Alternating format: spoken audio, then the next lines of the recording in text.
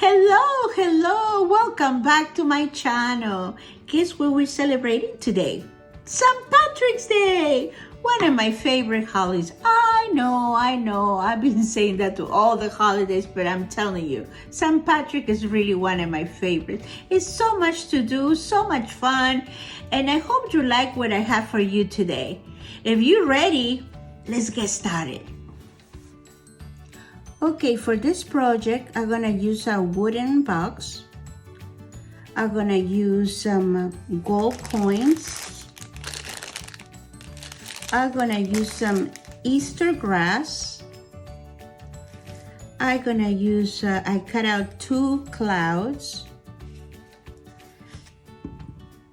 pipe cleaners, black paint, paintbrush, and my glue gun. Okay, let's start our project.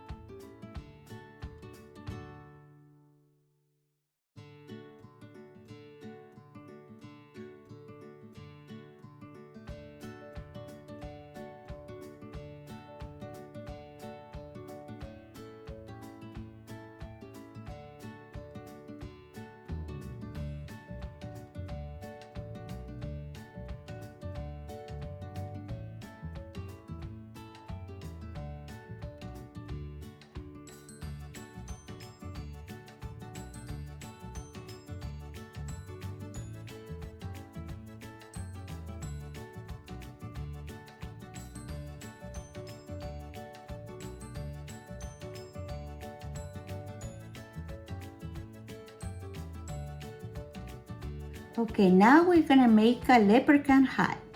For this leprechaun hat, you're gonna need 7 popsicle sticks. You're gonna need some black construction paper in rectangle size, just big enough to cover your popsicle sticks, a square yellow piece of construction paper, and another little square construction paper. If you want, you can glue your popsicle sticks one by one. And what I did, I taped mine to just save time. You can also do it this way. So let's get started with our project.